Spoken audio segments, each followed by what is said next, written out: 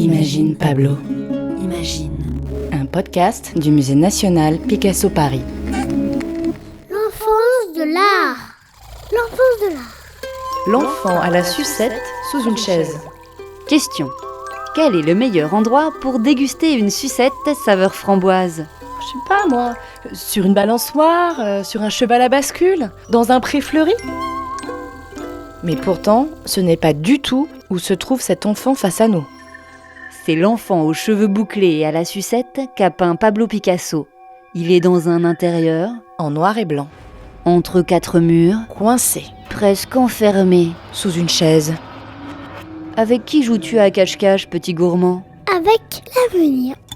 L'enfant à la sucette sous une chaise a été peint en 1938. 1938. Ça ne sent pas bon la barbe à papa. Ça sent plutôt la bombe à dégâts.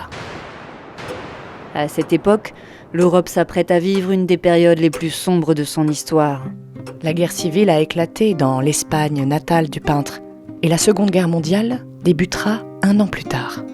Cet été 1938, les tensions politiques sur la scène internationale sont à leur maximum. Cette ambiance se retrouve dans la peinture de Picasso. L'heure n'est pas aux formes pleines et aux courbes sensuelles, mais aux angles et aux pics. À cette époque, Picasso est un homme inquiet, un père inquiet, un peintre inquiet. Et son état, et l'état du monde, transpirent dans sa peinture. Dans ce tableau, c'est l'été à Paris ou à Mougins. Pourtant, il n'y a aucune couleur. L'usage d'une palette en noir et blanc permet à Picasso d'accentuer le caractère dramatique de cette œuvre. Sans couleur à regarder, on se concentre sur le dessin, sur les lignes, sur le message du tableau. Le décor est sobre, simple, austère. L'enfant, lui, est plein de lignes, de plans, de formes et de reliefs. C'est la vie qui fourmille en lui. Il y en a dans tous les sens. La lumière a disparu, Les couleurs ont disparu. mais pas la naïveté et la tendresse. Car l'enfance reste l'enfance, quoi qu'il se passe sur la planète Terre. L'enfant, les yeux grands ouverts, savoure sa sucette.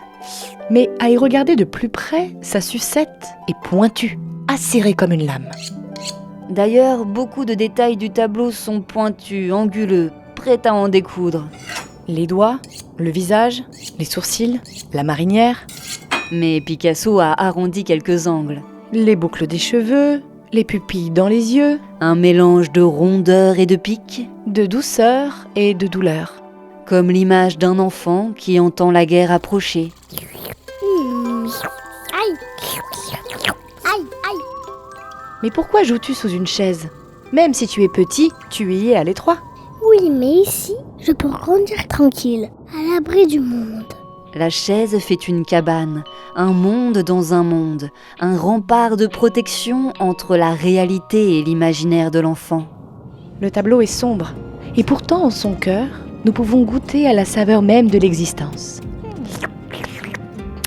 La sucette a le goût de la joyeuse innocence humaine. Pour goûter à cela, nous nous réfugions tous sous cette chaise avec l'enfant. Caché dans cet autre monde, le temps s'arrête.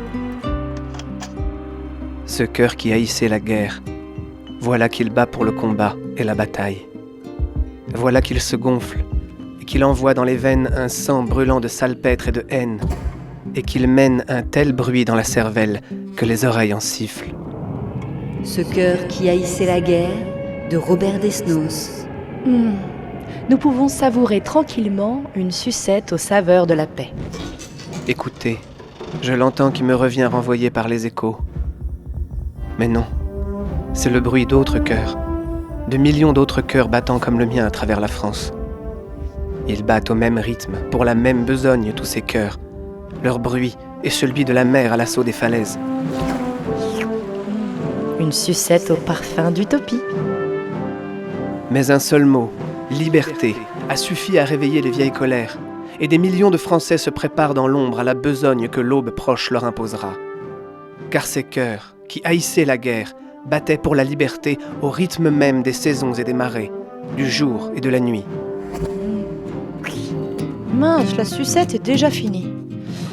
Il n'y a plus rien sur le bâton, plus un brin de sucre d'illusion qui nous a fait rêver l'histoire d'un instant à la possibilité d'un monde doux et paisible. On ne peut pas éternellement jouer à cache-cache avec la dure réalité, mais le tableau de Picasso est lui un refuge pour l'éternité. Un podcast réalisé et conçu par Pauline Coppen et Elsa Denac. Avec les voix de Gabriel et Grégoire Le Prince Ringuet, Étienne Monet, Elsa Denac et Pauline Coppen. À retrouver sur le site du musée